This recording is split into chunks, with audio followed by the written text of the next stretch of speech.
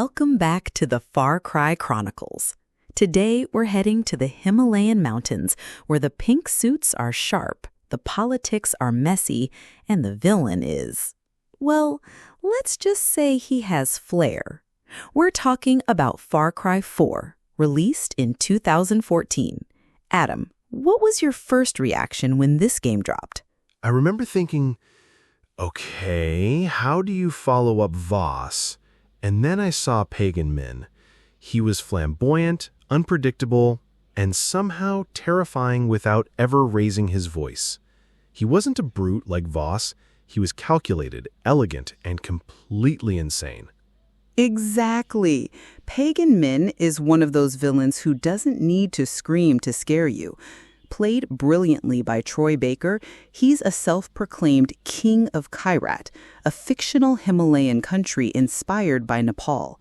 The moment he appears in the game, brutally stabbing a soldier and then taking a selfie with you, you know you're in for a wild ride. Yeah, and the game starts strong.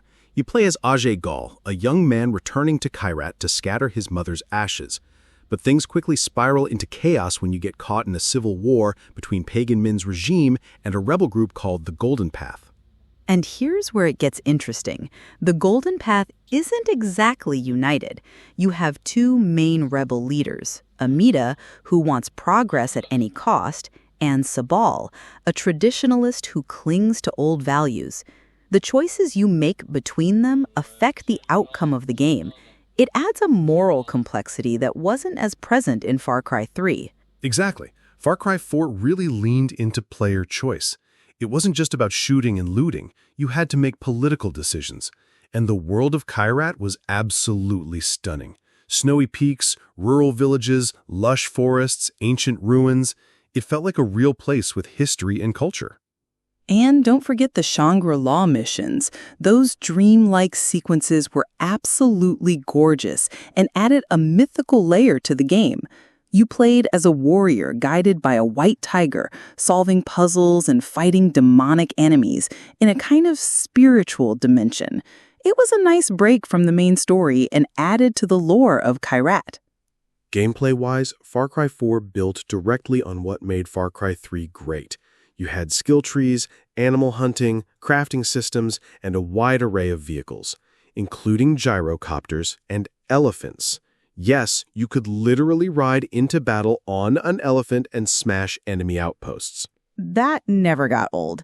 Also, the outpost system returned, letting players clear enemy camps in multiple ways. It encouraged creativity. You could go full stealth with a bow and silenced pistol, or drop C4 and blow everything up. Your choice. And let's not skip the co-op mode. You could invite a friend to roam the open world and take down outposts together. That was a huge addition. It made the chaos more fun. Definitely. And while Pagan Min didn't appear as frequently as Voss did in Far Cry 3, every time he showed up, even just over the radio, it was gold. He was witty, condescending, and oddly charming. And there's that infamous secret ending. If you literally sit still for about 13 minutes at the beginning of the game, Pagan Min comes back and peacefully takes you to scatter your mother's ashes. Game over. It's such a clever troll on Ubisoft's part, and it fits Pagan Min's character perfectly. It really does. So, to sum up, Far Cry 4 may have borrowed a lot from Far Cry 3 in terms of structure, but it refined nearly every system and introduced meaningful choices. The world was richer, the characters more layered, and the gameplay more polished. And Pagan Min might not be as feral as Voss, but he's just as memorable. Honestly, I'd say Far Cry 4 is one of the most underrated entries in the franchise. It doesn't always get the credit it deserves. I agree. It's the perfect blend of Far Cry's madness and meaningful decision-making. Next up, we're going way back in time, to the Stone Age, in fact, with Far Cry Primal. That's going to be a fun one. Until then, thanks for tuning in to the Far Cry Chronicles. If you've ever ridden an elephant into a fortress, we salute you. See you in the next episode. Or should I say next era?